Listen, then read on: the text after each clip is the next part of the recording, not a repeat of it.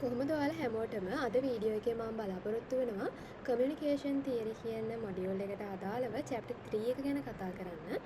chapter 3 එකේදී අපිට කතා කරන්න තියෙන්නේ digital modulation techniques ගැන.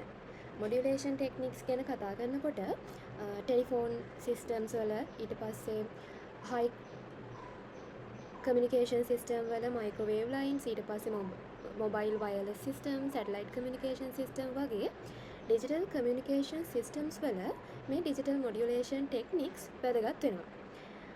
අපි කලින් chapter එකේදී කතා කරා digital communication system එක. මේ system එකේ transmitter එකේ final part එක තමයි modulation එක.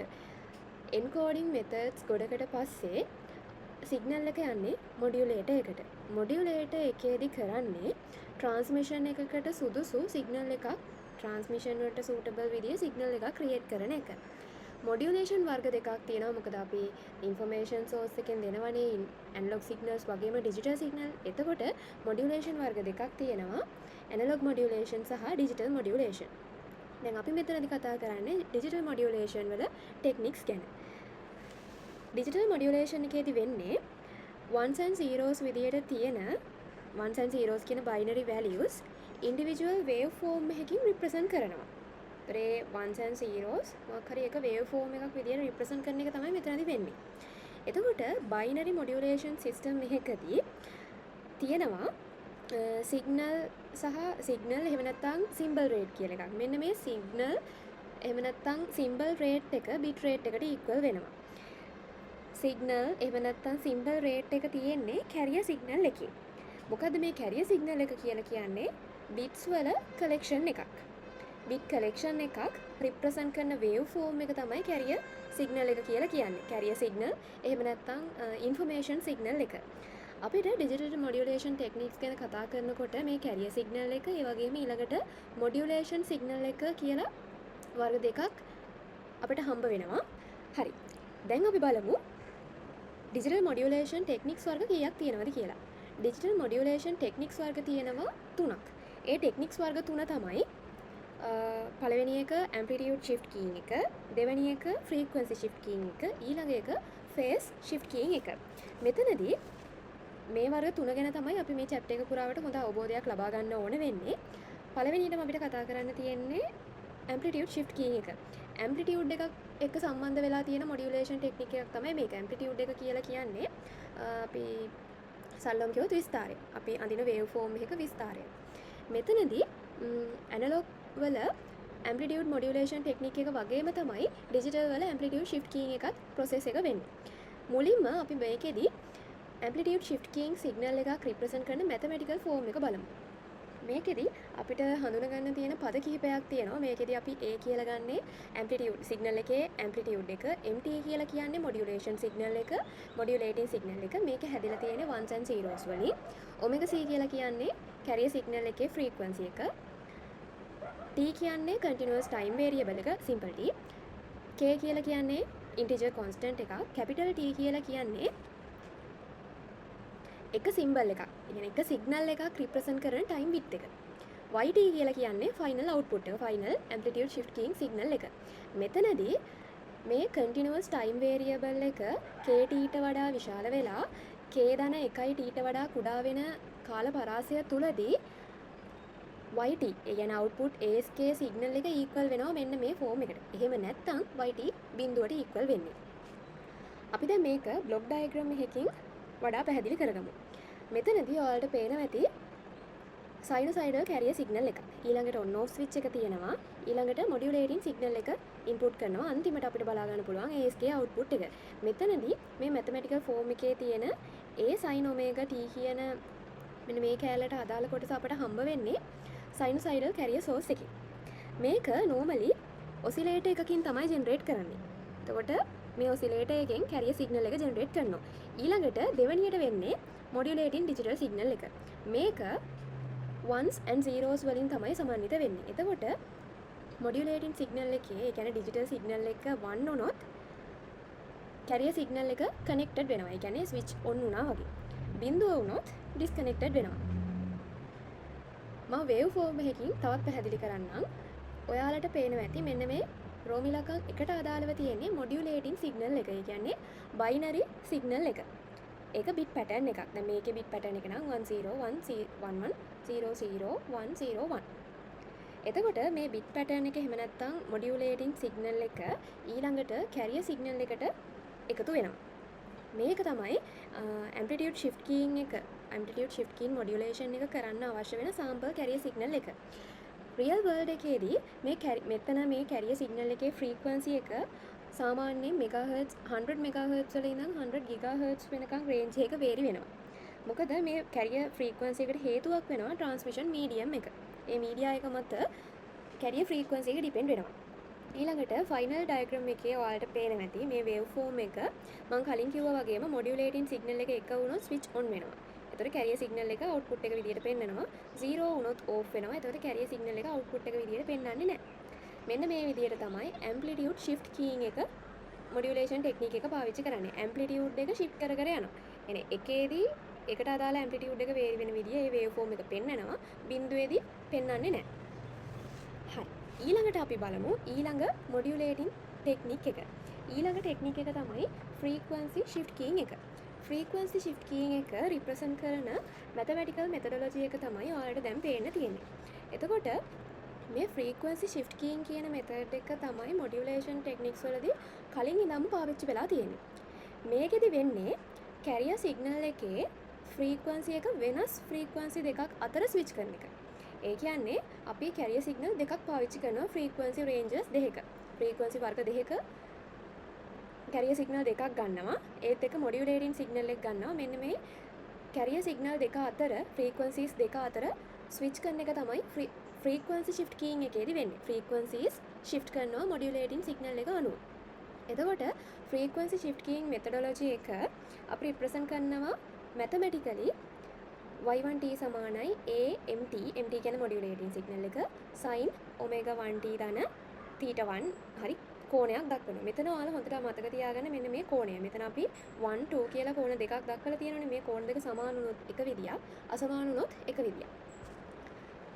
y1 yt මේ විදිහට තමයි රිප්‍රසන්ට් කරන්නේ. අපිට මැතමැටිකලි ෆ්‍රීකවන්සි ෂිෆ්ට් කී එක රිප්‍රසන්ට් කරන්න කිව්වොත් අපි රිප්‍රසන්ට් කරන්න ඕන මේ විදිහට ලියලා අපි මේ පද ටික හඳුන්වන්න ඕන. මම කලින් පද හඳුන්වන එක පෙන්වන්නේ ඔයාලට. මෙන්න මේ විදිහට වෙන වෙනම හඳුන්වන්න ඕන. ඊළඟට මෙතනදී අපි දැනගන්න ඕන කාරණාව තමයි ලොජික් එක එක වුණොත්, ඒ කියන්නේ මොඩියුලේටින් සිග්නල් එකේ එක આવොත් ෆ්‍රීකවන්සි ෂිෆ්ට් කීයින් එක y1 ට ඉක්වල් වෙනවා. ලොජික් එක 0 වුණොත් ෆ්‍රීකවන්සි අවුට්පුට් එක FSK අවුට්පුට් එක y2 ට ඉක්වල් වෙනවා. මේ තියෙන බ්ලොක් ඩයග්‍රෑම් එකේ තියෙන එක්සැම්පල් එකෙන් මේක සාම්පල් ඇඩර් එකක් අපිට ෆ්‍රීකවන්සි ෂිෆ්ට් කීයින් ගැන තවදුරටත් තේරුම් ගන්න පුළුවන්. මෙතනදී කැරියර් සිග්නල් දෙකක්, ඒ කියන්නේ ෆ්‍රීකවන්සිස් දෙකකට අදාළ කැරියර් සිග්නල් දෙකක් ගන්නවා F1 F2 කියලා. ඊළඟට මොඩියුලේටින් සිග්නල් එක ඩිජිටල් සිග්නල් එකක් ones and zeros වලින් හැදිලා තියෙන බිට් පැටර්න් එකක්.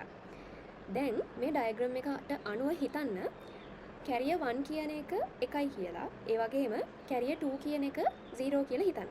අපි ඉමේජින් කරමු මේ විදිහට. මේ අවස්ථාවේදී MT කියන එක මොඩියුලේටින් සිග්නල් එක එක වුණොත් කැරියර් 1 එක ගුණ වෙන්නේ MT වලින්නේ. කැරියර් 1 එක එකෙන් ගුණ වෙනවා. කැරියර් 2 එක මෙතන MT කියන එක ඉන්වර්ට් එකකින් යනවනේ. එතකොට කැරියර් 2 කියන එක ගුණ වෙන්නේ බිඳුවෙන්. එතකොට අවුට්පුට් එක විදියට මේ දෙකේ එකතුව ගත්තම අවුට්පුට් එක විදියට එළියට එන්නේ MT එක අවස්ථාවේදී කැරියර් 1 එකට අදාළ ෆ්‍රීකවන්සි එක තමයි අවුට්පුට් වෙන්නේ. මේ ෆිගර් එක අපිට උදව් වෙන්නේ ෆ්‍රීකවන්සි ෂිෆ්ට් කීයින් ගැන ජස්ට් අයිඩියා එකක් ගන්න විතරයි. ප්‍රැක්ටිකලි FSK ජෙනරේට් වෙන්නේ ෆ්‍රීකවන්සි ෂිෆ්ට් කීයින් එක ජෙනරේට් වෙන්නේ මේ විදියට නෙවෙයි. ඒ කියන්නේ සාම්පල් ඇඩර් එකකින් නෙවෙයි ජෙනරේට් වෙන්නේ. ෆ්‍රීකවන්සි ෂිෆ්ට් කීයින් එක ජෙනරේට් වෙන්නේ ප්‍රැක්ටිකලි මල්ටිප්ලෙක්සර් සර්කිට්ස් වලින්. අපි දැන් බලමු මල්ටිප්ලෙක්සර් සර්කිට් එකක් කොහොමද වැඩ කරන්නේ කියලා. දැන් ඔයාලට පේනවා ඇති මෙතන ඔසිලේටර්ස් දෙකක් තියෙනවා. ඒතකොට ඒ ඔසිලේටර්ස් දෙකෙන් තමයි කැරියර් සිග්නල් දෙක අපිට අවුට්පුට් වෙන්නේ. එතකොට මල්ටිප්ලෙක්සර් එක මතක ඇතිනේ. මල්ටිප්ලෙක්සර් එකේ ඉන්පුට්ස් දෙකක් තියෙනවා. ඊට පස්සේ සිලෙක්ට් ඉන්පුට් එකක් තියෙනවා. ඊට පස්සේ තමයි ඒ සිලෙක්ට් ඉන්පුට් එකට අනුව අවුට්පුට් එක දෙනවා. ඒ වගේම මෙතන සිලෙක්ට් ඉන්පුට් එක වෙනුවට තියෙනවා මොඩියුලේටින් ඩිජිටල් සිග්නල් එක 1 and 0. ඉන්පුට්ස් දෙක තියෙනවා කැරියර් 1 කැරියර් 2. මෙතන ඔසිලේටර් 1 ඔසිලේටර් 2.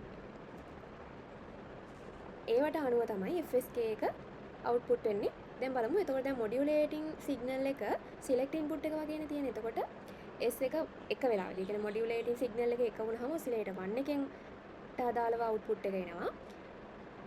මොඩියුලේටින් සිග්නල් එක 0 වෙනකොට ඔසිලේටර් 2ට අදාළව අවුට්පුට් එක එනවා. මෙතනදී මම කලින් කිව්වා ඊක්වේෂන් එකේ තියෙන මේ 1 2 මේ කෝණ දෙක සමාන වුණොත් එක විදියක් අසමාන වුණොත් එක විදියක් කියලා. සමාන වෙනවා කියන්නේ මේ තියෙන ඊක්වේෂන් දෙකේ ෆේස් එක එකයි. يعني එකම කෝණකින් තියෙන. මෙතන phi නම් මෙතනත් phi, මෙතන 2 phi නම් මෙතනත් 2 phi. මේ කෝණ දෙක අසමාන වුණොත් අපි කියනවා non coherent කියලා. සමාන වුණොත් කියනවා coherent කියලා. ඒ කියන්නේ අංශක 180 180 ඒ විදිහට ෆේස් එක සමාන වෙලා තියෙනවා coherent. ෆේස් එක සමාන නොවුනොත් non coherent. මේ වේව් ෆෝම් එකෙන් අපිට තව හොඳ අවබෝධයක් ලබා ගන්න පුළුවන් කොහොමද මේ frequency shifting කියන එක වෙන්නේ කියලා. මම කියවනේ කලින් වගේම මෙතනදී frequencies දෙකක් ගන්නවා කියලා. එතකොට carrier signal පළවෙනි carrier signal එකයි දෙවෙනි carrier signal එකයි තියෙනවා. දෙකේ frequencies අතර ලොකු වෙනසක් ඔයාලට පැහැදිලිව පේනවා. මොකද පළවෙනි එකේදී frequency එක අඩුයි. මොකද මෙතන තරංග ආයාමය වැඩි. ලැම්ඩා වැඩි කියන්නේ frequency එක අඩුයි. ලැම්ඩා අඩුයි කියන්නේ frequency එක වැඩි. පළවෙනි එකේ frequency එක අඩුයි. දෙවෙනි එකේ frequency එක වැඩි. මේ කේස් එකේදී low frequency එක represent කරනවා 0, high frequency එක represent කරනවා 1. එතකොට digital signal එක, ඒ කියන්නේ modulating signal එකේ 0 ආවොත් low frequency එකේ තියෙන wave form එක එන්නේ එතෙන්ට අදාළව 1 ආවොත් high frequency එකට අදාළ wave form එකේ කොටස තමයි 1 වලට අදාළව එන්නේ. එතකොට මේ දෙකේ phase එක සමාන වෙන හින්දා අපිට මේක coherent FSK modulation එකක් කියලා කියන්න පුළුවන්.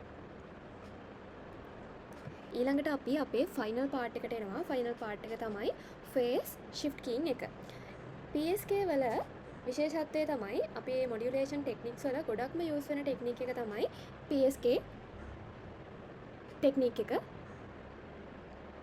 මේකෙදි කැරියර් එකේ තියෙන ෆේස් එක වැලියු දෙකක් හෝ ඊට වැඩි ගණනක් අතර ස්විච් කරනවා. දැන් වැලියු දෙකක් හෝ ඊට වැඩි ගණනක් අතර ස්විච් කරනවා කියලා කියන්නේ දැන් මෙතනදී දැන් ෆ්‍රීකවන්සි shift keying එකේ නම් shift කරේ frequencies දෙකක් අතර. දැන් මෙතන කියනවානේ values දෙකක් හෝ ඊට වැඩි ප්‍රමාණයක් අතර shift කරනවා කියලා. මොනවද මේ values? මේකෙදි තියෙන phase එකනේ. phases අතර තමයි shift කරන්නේ. එක්ක අපිට මේ shift එකට අදාළ phase එක ගන්න පුළුවන් අංශක 45. 90 180 මේ විදිහට අපිට ඕන කරන කෝණය අරගෙන ඕන කරන ෆේස් එක අරගෙන අපිට වේව් එක කැරියර් සිග්නල් එක shift කරන්න පුළුවන්. එතකොට මේ shift කරන එක modulation signal එක අනුව බේස් වෙනවා. mathematically PSK එකක් මෙන්න මේ equation එකෙන් අපිට represent කරන්න පුළුවන්. මේ theta 1 මෙතන theta 2 වෙන්න ඕන. මොකද phase දෙකක්නේ. එතන logic 1 එකට අදාළව එක phase එකක්, logic 0 වලට අදාළව තව phase එකක් වෙන්න ඕන. මෙතන කෝණ දෙක වෙනස් වෙන්න ඕනේ. එතකොට මෙන්න මේ diagram එකෙන් ඔයාලට තවදුරටත් පැහැදිලි කරගන්න පුළුවන් අපි modulation signal එකේදී logic 1 එක විදියට ගන්නවා. එක කියන එකෙන් represent කරනවා. logic 0 එක ඍණ එක විදියට represent කරනවා. මේ case එකේදී FSK out එක අපිට දක්වන්න පුළුවන් YT සමානයි A MT වාරයක් sin omega t ධන F කියලා. මෙතන MT කියලා කියන්නේ the modulating digital NRZ signal එක. මෙතනදී wave form එකේ phases වල difference එක අංශක 180යි. ධන 1යි ඍණ 1යිනේ. ඒතර අංශක 180ක difference එකක් තමයි මෙතන තියෙන්නේ. මෙන්න මේ තියෙන්නේ අපිට දැන් PSK එක හොඳින්ම තේරුම් ගන්න අදාළ කරන wave forms ටික. මේ පළවෙනියට තියෙන්නේ binary data එක, binary signal එක, modulating signal එක 11000011 010010 විදිහට තියෙනවා. ඊළඟට මම කිව්වා මෙතන change එකක් වෙන values දෙක තමයි 1 and -1. එතකොට logic 1 එකට අදාළව එකේ තියෙන්නේ logic 0 වුණාම ඍණ එකට යනවා, logic 1 වුණාම ආපහු 1, logic 0 වුණාම ඍණ 1 ඍණ 1 ඍණ 1 1 ඍණ 1. ඔන්න ඔය විදිහට තමයි යන්නේ. මේ තියෙන්නේ කොළ පාටින් පෙන්නලා තියෙන carrier wave එක, අපේ information signal එක. එතකොට අංක 1 තියෙනකොට phase එක දැන් 180කින් වෙනස් වෙන්නේ. දැන් අපි කියන්නේ 180කින් වෙනස් කියන්නේ අර්ධ හරියනියා භාගයට භාගය වගේ වෙනස් වෙනවා. තිබ්බ එක නෙවෙයි, ඒකේ අනිත් පැත්ත වෙනවා. එතකොට අංක 1 ේදී carrier signal එක මේ විදිහටම යනවා. මෙහෙම ගිහිල්ලා මේ විදිහට ගිහින් නවතිනවා. ඊළඟට එන්නේ බිංදු 4ක්නේ. ඒ කියන්නේ ඍණ එකට මාරු වෙනවනේ, අංශක 180කින් මාරු වෙනවා. මේක අනිත් පැත්ත ගහනවා. අනිත් පැත්ත ගහිලා මේ විදිහට ඇවිල්ලා නැවතිලා තියෙනවා. ඊළඟට අංක 1. අංක 1 වෙනකොට ආපහු එකට මාරු වෙන්න බෑ. ආපහු 180කින් වෙනස් වෙනවා. ඒ විදිහට තමයි මෙතන PSK wave form එක අඳින්න පුළුවන් වෙන්නේ. එතකොට දැන් මම හිතනවා ඔයාලා හොඳ අවබෝධයක් ලබා ගන්න ඇති digital modulation techniques ගැන. PSK, FSK, ඒ වගේම ASK. ඊළඟට අපි දැනගන්න ඕන අනිත් කාරණාව තමයි මොඩියුලේෂන් එකේ performance එක හොඳයිද නැද්ද කියලා ටෙස්ට් කරන ක්‍රයිටීරියා 4 ගැන. ඒ ක්‍රයිටීරියා 4 තමයි power efficiency, bandwidth efficiency, system complexity, bit error probability. මේ 4 හොඳට මතක තියාගන්න. ඊළඟට මොඩියුලේෂන් ස්කීම් එක මොකක්ද කියලා චූස් කරද්දී, ඒ කියන්නේ දැන් අපි ASK ද ගන්නේ, FSK ද ගන්නේ, එහෙම නැත්නම් PSK ද කියලා ගද්දි මේ ක්‍රයිටීරියා අපි කන්සිඩර් කරන ක්‍රයිටීරියා ගාන අනුව ඒක ඩිපෙන්ඩ් වෙනවා. එතකොට මෙතනදී අපි කන්සිඩර් කරන දේවල් තමයි ඉන්ෆර්මේෂන් සිග්නල් එකේ තියෙන කැරක්ටරිස්ටික්. ඒ කියන්නේ උදාහරණයක් විදියට ගත්තොත් අපි බෑන්ඩ්විඩ්ත් එක වැඩි කරොත් අරගෙන යන්න පුළුවන් ඉන්ෆර්මේෂන් ප්‍රමාණය වැඩි. නමුත් it also require more resources. ඒතකොට දැන් අපි බෑන්ඩ්විඩ්ත් එක වැඩි කරාම ඉන්ෆර්මේෂන් වැඩි ගානක් අපිට යවන්න පුළුවන් වුණාට ඒකට අවශ්‍ය වෙන රිසෝසස් වැඩි නිසා අපට ඒ ගැන සැලකිලිමත් වෙන්න සිද්ධ වෙනවා. ඊට පස්සේ ඉන්ෆර්මේෂන් ට්‍රාන්ස්මිට් කරන්න අවේලබල් වෙලා තියෙන ස්පෙක්ට්‍රම් එක ගැන අපි කන්සිඩර් කරන්න ඕන. ඊළඟට channel characteristic, ඊළඟට performance requirements. ඊළඟට අපි බලමු අපේ goals. මෙතනදී අපිට බලන්න තියෙන්නේ අපි modulation scheme එකක් තෝරගනිද්දී ඒ modulation scheme එකෙන් සපුරන්න ඕන කාරණා කීපයක් තියෙනවා. ඒව තමයි possible data rate එකයි, interferences වලට තියෙන සහ noises වලට තියෙන resistance එකයි maximum වෙන්න ඕන. මොකද interferences, noises අඩු වෙන තරමටනේ හොඳ. ඒතකොට ඒවට තියෙන resistance එක වැඩි වුණොත් හරි. ඊළඟට probability error එක අඩුම වෙන්න ඕන.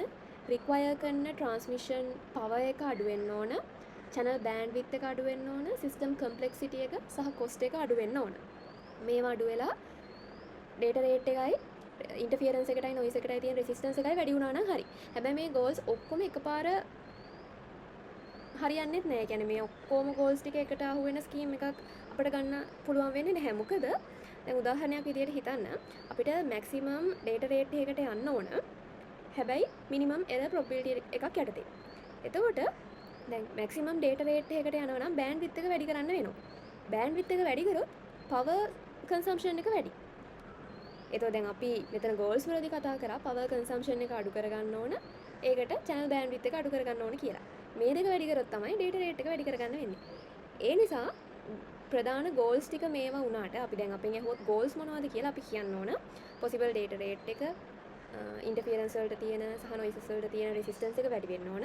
ඊළඟට probability error එක, required transmitted power එක, channel bandwidth, system complexity, cost මේ ඔක්කොම අඩු වෙන්න ඕන. ඒ වගේම performance එක balance වෙන්න ඕන. overall ගත්තම performance එක balance වෙන්න ඕන. හරිනේ. මම හිතනවා ඔයාලට හොඳ අයිඩියා එකක් එන්න ඇති කියලා මේ chapter 3 එක ගැන. ඔයාලට මොනවා හරි ප්‍රශ්නයක් තියෙනම් අනිවාර්යයෙන්ම comment section එක පාවිච්චි කරන්න. ඒ ගැන මගෙන් අහන්න.